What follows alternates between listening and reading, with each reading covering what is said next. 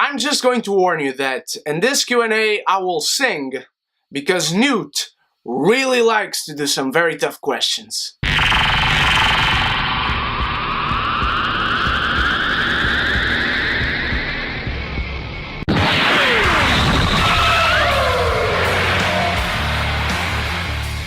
Hello my beautiful geekies, I have missed you guys in the past few days. I have some news coming up that are really exciting. I have some news coming in December for my Portuguese geekies that are very exciting. And today I decided to make a Q&A because I haven't done a video in a while and I don't have to do a review until tomorrow. Power Rangers. And so today I decided to make a Q&A because I haven't done one in a while and I love doing these. So let's get right on to your questions. First from Ines, she asked me what is my least favorite Christopher Nolan film. For those of you who don't know, Christopher Nolan is my favorite director. He's my main inspiration. He's the guy who put me on the spot to become a director one day, hopefully. My least favorite film of his, and this is not necessarily the worst film of his, but the one that speaks to me the least is Insomnia. I love that film. I love that film. I watch it more than once a year at least. Maybe 2 times, not more than that, but 2 times a year, and I love that film. But it's certainly, in my humble opinion, his weakest film. From Mike South, why do hot dogs come in packages of 8 and buns in 10? That's probably because you're more inclined to eat a hot dog onto itself than a bun with nothing on it. Or maybe a bun with 2 sausages, and I don't want to delve more into this question. I don't like to talk about sausages and buns after sausage party. From Francisco Silva, where do you get your Blu-rays from and are they any cheaper? I usually most likely get them from Fnac, Vorten or Media Market, like you do here in Portugal. Maybe El Corte Inglés sometimes. If I have a film that is not released in Blu-ray here in Portugal, like Nocturnal Animals for instance, I know, right? I usually go to a website named base.com, which is centered on the UK, and they send the films from Switzerland to here. They are very much cheaper. If they are not available on there, I usually get from amazon.co.uk. I got Jessica Jones, the Blu-ray from there, and I didn't even know that it existed already. I'm waiting now for Daredevil Season 2, and then Luke Cage, and then Iron Fist. Yes, I am buying Iron Fist on Blu-ray, because I'm a completist. And now from Newt. Who is your favorite original Ranger? If we're talking about original as in the 5 original Rangers, I'll have to go with Jason. He was my favorite. The Red Ranger, the leader, I always identified more with him. But if we're talking about just original Rangers, I'll have to go with Tommy. I always loved Tommy Oliver, be it as the Green Ranger or the White Ranger. I do have a preference amongst those two, which is the next question from Newt. Who is your favorite Power Ranger of all time? Tommy Oliver as the White Ranger. I love the armor. I love the glow of the white. I love the gold in the mask and the armor and the mixture of black in there. I love the sword Saba. I love the Tiger Sword. I love the Falcon Sword. I just love Tommy Oliver. I love every incarnation of him as a Ranger except for the Red Turbo Ranger because Turbo is kind of a weak series. What is your favorite Beauty and the Beast song? If we're talking about the original, I gotta go with the Gaston song, actually. It is my favorite, or maybe Be Our Guest. But now, in the new version, when I was a lad, I ate 4 dozen eggs every morning to help me get large. But now I am grown, I eat 5 dozen eggs, so I'm roughly the size of a bird.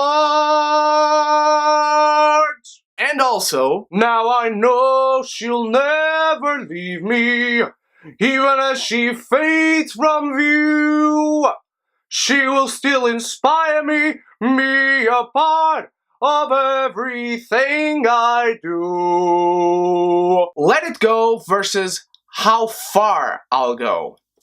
That is an easy question to answer. See the line where the sky meets the sea and it calls me, and no one knows how far it goes.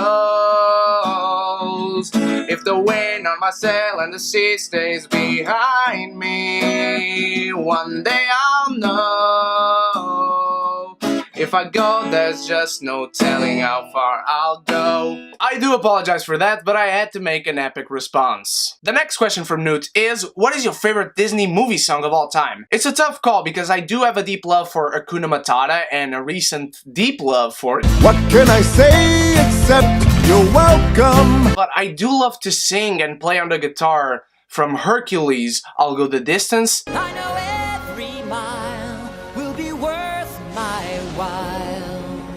I would go most anywhere to find where I belong. And from Treasure Planet, I'm Still Here. I'm the one now, 'cause I'm still here. Those two songs are incredibly good. I love the lyrics, I love the melody, I love the harmony, I just love everything that encapsulates those songs, and I love performing them. Who is your favorite mutant who has never shown up on X-Men films? Cable doesn't count. And just like that, he screwed me over, because Newt likes to screw me over. Mr. Sinister is on the top. Gambit! Gambit is the one. I cosplayed as him to Comic-Con, he's gotta be the one. I want to see Gambit on a film. I was never a supporter of the Gambit film.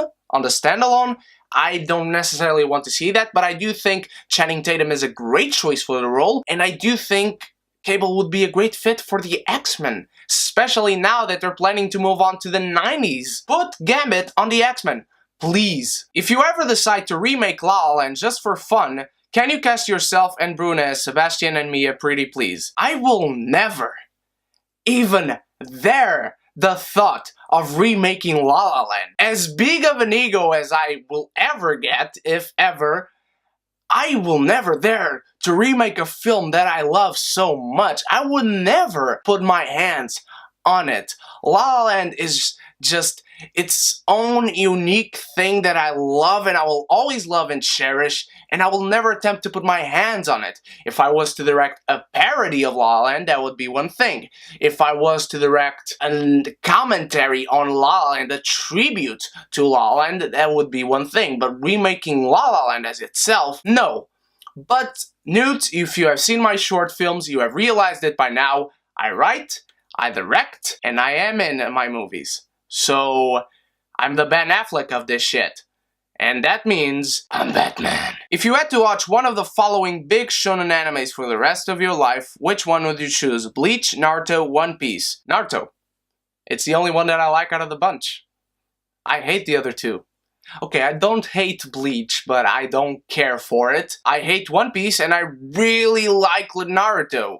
Even though I don't like Naruto as much as some of the other characters. Sasuke, Hitachi, Obito. I like villains who come to regret their actions. I love redemption stories. I was reading the next question and I believe you have misspelled this one because you say any Barbara Gordon / Batgirl version. I'm guessing you are trying to say original Barbara Gordon / Batgirl version versus Barbara Gordon / Batgirl New 52. I actually like the New 52 origin a little bit better. It's not that I don't like Barbara Gordon before the New 52, but there are some aspects that I think would much more interesting to the character in the New 52. As far as Oracle is concerned, I think the Oracle aspect of Barbara Gordon was completely butchered in the New 52, but there are some twinks that they added to Barbara Gordon in New 52 as Batgirl that I really enjoyed. And last from Newt, who is your favorite Robin? And this is a very hard question, not because I can't decide who I like more, because I'm just going to come out and say it. I don't like Damian Wayne.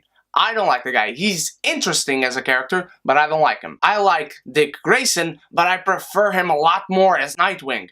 I love Jason Todd, but I prefer him a lot more as the badass Red Hood. And Tim Drake is a great Robin, but I like him because he's Robin, not because of the Tim Drake character. And he put the mantle of Robin on himself after he separated from Batman, after he became an adult. So I will have to go with Tim Drake because I think he's the best Robin. Because I like Dick Grayson as Nightwing. I like Jason Todd as Red Hood. I don't like Damian Wayne. And Tim Drake I like because he is Robin. So yeah, Tim Drake is the answer. From Francisco Silva, I have another question. If you could erase a movie from your memory forever, what would it be? Independence Day Resurrection, or it's not Resurrection, whatever, it doesn't matter. Resident Evil, The Last Chapter, which is not The Last Chapter. Urge, my worst movie of last year. Yeah, delete that from my mind because it's not even a film. I don't even like to call it that because that's an offense to anyone who is a director or writer. I mean, that is just nothing. It's just shit that crapped another shit that crapped another shit 4 million years ago, and that it has rotted on the earth and someone caved it up and then put it on a DVD folder and then someone thought it was a film and placed it in movie theaters and... Fuck! I hate that.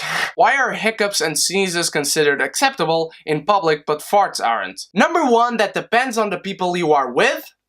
Number 2, I'm guessing it's because your ass only serves for dejecting things, and your mouth enables you to talk, or to laugh, or to emit just sounds of animals, stupidly, or the sound of Chewbacca. I don't even know why I took this question so seriously. I actually wanted to do an existential, philosophical, theoretical analysis of this question. Why aren't farts acceptable in public?